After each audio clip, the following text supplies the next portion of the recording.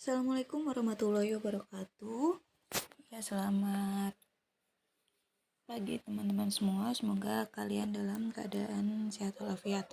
Baik, di sini saya akan berbagi tips yang insya Allah jika kalian menerapkan tips dari saya ini akan lolos di PBG Prajabatan tahun 2022.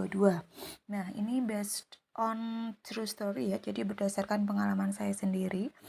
Jadi di PPG Prajabatan tahun 2022 atau PPG Prajabatan model baru itu ada 3 tahapan tes yang akan diujikan. Yang pertama yaitu tes administrasi. Terus kalian jika lolos di administrasi, kalian akan lanjut ke tes substantif. Dan jika kalian lolos, nanti akan lanjut ke tes wawancara. Nah, bagaimana sih cara agar kita lolos di tahap pertama yaitu administrasi. Nah, di administrasi itu yang dipersyaratkan itu kan ada banyak ya. Yang pertama, pastikan umur kalian itu tidak lebih dari 32 tahun. Nah, yang kedua, pastikan data seperti KTP kalian itu masih aktif ya datanya.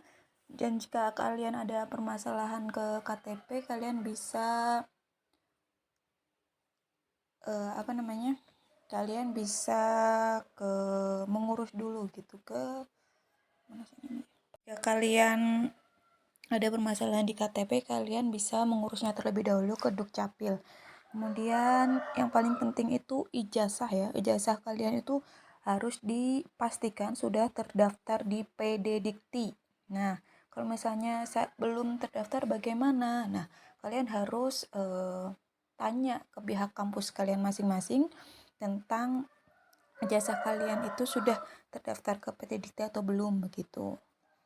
Jika belum, kalian minta tolong ke pihak kampus untuk mengurus ijazah kalian agar terdaftar di PD Dikti. Kemudian IPK-nya itu minimal 3. Dan yang ini yang paling penting tuh kalian belum terdaftar di Dapodik gitu. Itu sangat penting ya catatannya, karena sistem yang ada di PPG Prajabatan itu sudah terintegrasi. Jadi namanya sistem kan susah ya, sudah terintegrasi dengan Dapodik.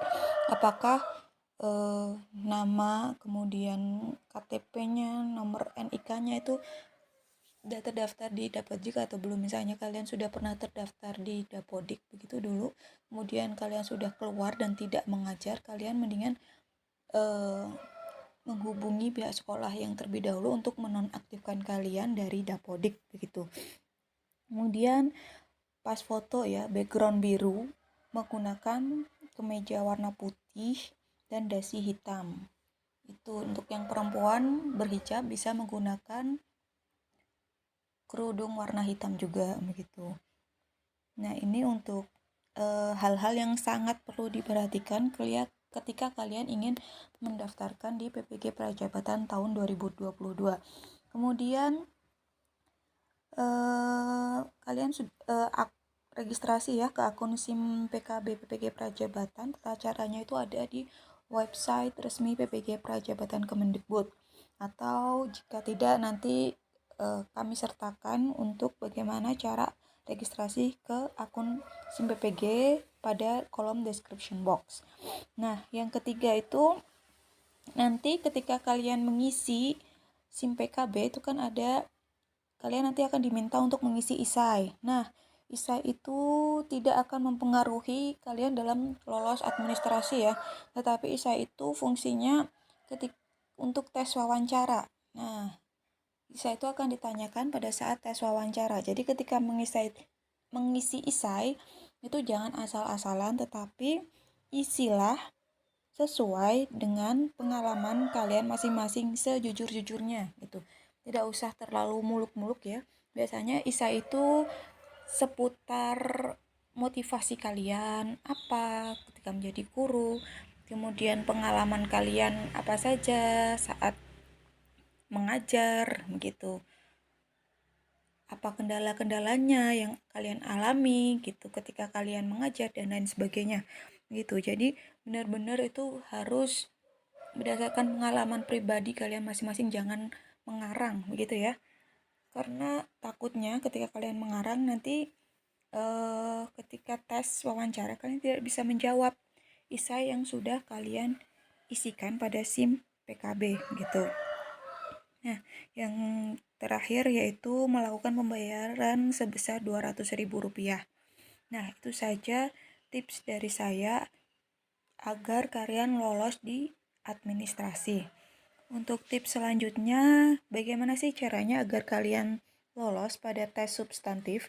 Ini jadi ketika pengalaman saya kemarin waktu tes substantif, karena saya itu kan masuk ke gelombang pertama. Jadi untuk informasi terkait substantif itu masih meraba-raba ya, belum jelas begitu. Saya cari-cari di akun YouTube juga ternyata informasinya masih kurang begitu. Nah, untuk tes substantif ini yang akan diujikan yaitu materi literasi dan numerasi dan juga penguasaan konten. Nah, kalau kalian bingung gimana sih cara belajar materi literasi dan numerasi, kalian bisa akses di website Pusmenjar, Puspendik, atau mungkin kalian googling soal-soal AKM 11 dan pembahasannya, atau kalian bisa belajar dari YouTube ya tentang soal-soal literasi dan numerasi untuk yang tingkatan jenjang SMP SMA. Itu sangat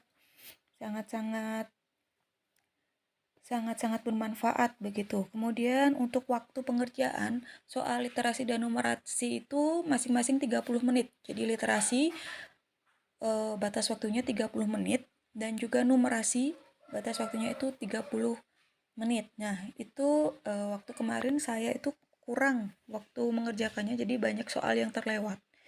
Nah, kalian juga sering-sering berlatih ya, jangan hanya mendengarkan pembahasan dari YouTube saja, tetapi juga kalian berlatih sendiri mengerjakan soal dengan memperhatikan batas waktu begitu. Nah, untuk yang kedua yaitu materi konten, ini sesuai dengan bidang studi masing-masing. Jadi materi konten itu bukan materi kuliah, itu sangat-sangat berbeda. Jadi materi-materi kuliah itu tidak akan keluar ya di tes substantif. Jadi materi yang keluar itu materi yang diajarkan, materi pelajaran di sekolah begitu. Kalau misalnya bahasa Indonesia ya materi tentang teks cerpen atau puisi begitu. Kemudian juga ada teks laporan hasil observasi dan lain sebagainya gitu. Jadi materi konten itu yang materi yang akan diajarkan guru di sekolah gitu. Pelajari aja semua materi pelajaran SMP dan SMA. Nah, untuk materi TPA bagaimana Kak? TPA nggak perlu belajar ya, itu buang-buang waktu.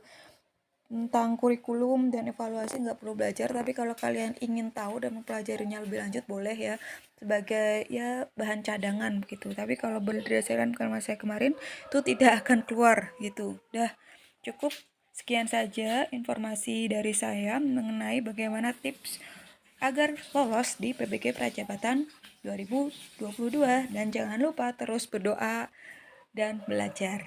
Terima kasih, semoga bermanfaat.